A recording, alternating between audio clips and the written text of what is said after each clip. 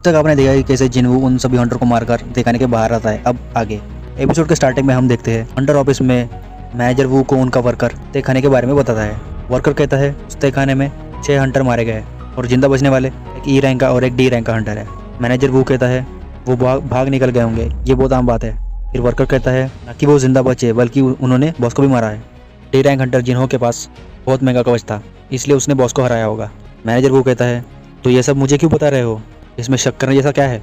Worker कहता है हाँ, पर दूसरा हंटर इससे बच निकल पाया, ये समझ नहीं आया।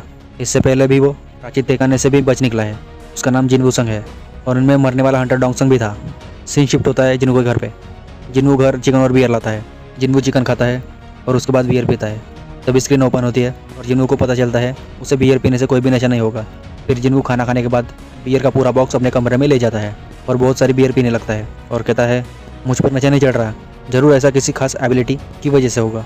फिर स्क्रीन खुलती है और उधर लिखा रहता है एक इनाम, सेहत, लंबी उम्र और नशे से छुटकारा, घाव को तेजी से ठीक करने का भी। ये सब उसे मिला हुआ होता है। जिन्हों सो रहा होता है तभी जिन्हा उसे उठाती है और बताती है किसी जिन्हों का कॉल आया। तभी जिन्हा को बियर की बहुत सारी कैन खाली हुई दिखती है। वो कहती है तुम बहुत पीने लगे हो, पता नहीं ये जहर है। जिन्हों कहता है तुम मेरी ज़्यादा फिक्र मत किया करो। जिन्हों को होटल में मिलने के लिए बुलाता है। जिन्हों कहता है पता नहीं था कि तुमसे फिर से मुलाकात होगी। जिन्हों कहता है आज मैं जिंदा हूँ सिर्फ आपकी वजह से। फिर जिन्हों बोलता है तुमने मुझे क्यों बुलाया है। जिन्हों कहता है बॉस हमें एक स्ट्राइक टीम बनानी होगी।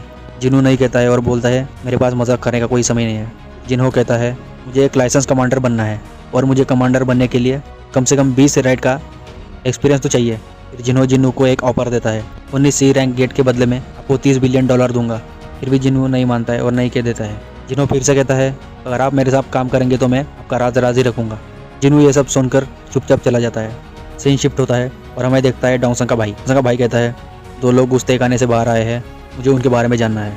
उससे पता चलता है जिनवू और जिन्हो है जिसने उसके भाई को मारा है। फिर से सीन शिफ्ट होता है। जिनवू और जिन्हा रनिंग कर रहे थे। जिन्वू तेजी से भागकर रनिंग कंप्लीट कर देता है और स्क्रीन ओपन होती है और अब उसे 10 किलोमीटर नहीं 11 किलोमीटर रनिंग करने को कहती है।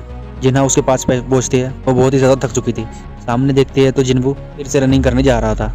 जिन्हों सभी डेली टास्क कंप्लीट करने के बाद रुकता है और स्क्रीन चेक करता है। उसके डेली के सभी टास्क 2 गुना ज़्यादा हो चुके होते हैं। डेली टास्क कंप्लीट करने के बाद उसे 2 लूट बॉक्स मिलते हैं और वो उन दोनों में से सिर्फ एक ही खोलता है। उसे उस बॉक्स में एक की मिलती है और वो की एस रैंक वाले तहखाने की होती है। इस बार उसे एस रैंक वाले तहखाने में जाने के लिए कहा जाता है। उधर उसको ऐसी मेडिसिन मिलने वाली होती है जिससे भी सभी बीमारी ठीक होंगी। वो कहता है अगर इसे सभी बीमारियाँ ठीक होंगी तो मैं अपनी माँ को ठीक करने के लिए वो मेडिसिन ले आऊँगा। फिर वो एस रैंक का तहखाना खोलता है और अंदर चला जाता है। वहाँ उसे चारों तरफ आग ही आग लगी हुई दिखती है और जिन्हों सोचता है अगर मुझे कोई खतरा लगा तो मैं ये टेलीपोर्टेशन स्टोन से बाहर निकल जाऊँगा। फिर उसके सामने 3 सर वाला एक बड़ा मॉन्स्टर आता है। जिन्हों अपना डैगर लेता है जो कि उसका चाकू होता है। वो मॉन्स्टर जिन्हों से कहीं ज़्यादा ताकतवर होता है। जिन्हों कहता है जो भी हो मैं इतनी आसानी से नहीं मरने वाला। जिन्हों अपनी फुल स्पीड से आगे बढ़ता है। मॉन्स्टर के पेट पर, पीठ पर और पूरे शरीर पर अपने डैगर से वार करता है। उससे उस मॉन्स्टर को सिर्फ खरोंच ही आती है। फिर मॉन्स्टर अपना हाथ जिन्वू के सर पे ऊपर मारता है और जिन्वू वहाँ से ऊंची छलांग लगा के ऊपर जाता है। फिर जिन्वू अपनी स्किल एक्टिव करता है। उससे जिन्वू से एक एनर्जी निकलती है। फिर जिन्वू ऊपर से सीधा मॉन्स्टर के मुंह पे अपना डैगर घुसा देता है। मॉन्स्टर जिन्वू को दूर फेंक देता है। जिन्वू नीचे गिरता है। मॉन्स्टर जिन्वू के ऊपर कूदता है। जिन्वू वहाँ से हटकर बच जाता है। मॉन्स्टर फिर से उसके ऊपर हमला कर देता है और जिन्वू के हाथ को काट देता है। जिन्वू दर्द से बहुत तेज़ चिल्ला रहा था। उसकी हेल्थ भी आधी हो चुकी थी और उसका हाथ भी कट चुका था। जिन्वू नीचे गिरता है और वो मॉन्स्टर उसके ऊपर पैर रख देता है। मॉन्स्टर के एक वार से जिन्वू मर सकता था। मॉन्स्टर के एक वार से जिन्वू की आधी ताकत खत्म हो जाती है। मॉन्स्टर तेजी से जिन्वू को पंजा मारता है। जिन्वू उससे बहुत ही ज़्यादा घायल होता है और बहुत तेज़ दूर गिरता है। इससे उसकी हेल्थ फिर से कम हो जाती है। फिर जिन्वू टोटल रिकवरी करता है।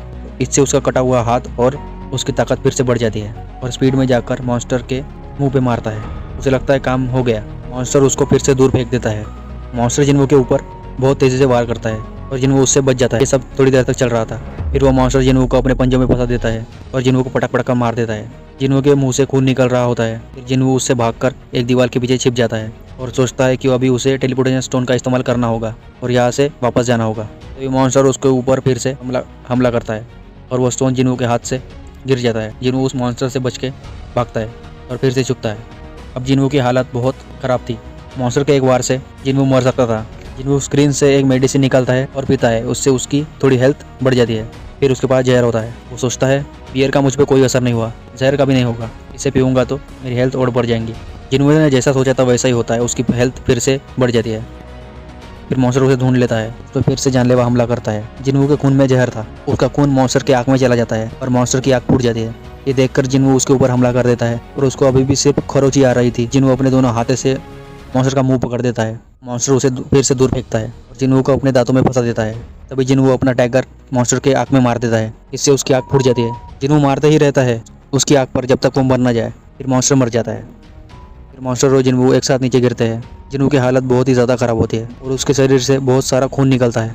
फिर स्क्रीन ओपन होती है और लेवल अप होने का नोटिफिकेशन आता है और इससे जिनवू के सभी घाव भर जाते हैं और जिनवू पहले जैसा हो जाता है। स्क्रीन से उसे एक फार्मूला मिलता है बीमारी सुधारने वाली मेडिसिन का, और ये सिर्फ एक ही क्लू होता है। उसे 2 और क्लू चाहिए थे उस मेडिसिन को बनाने के लिए।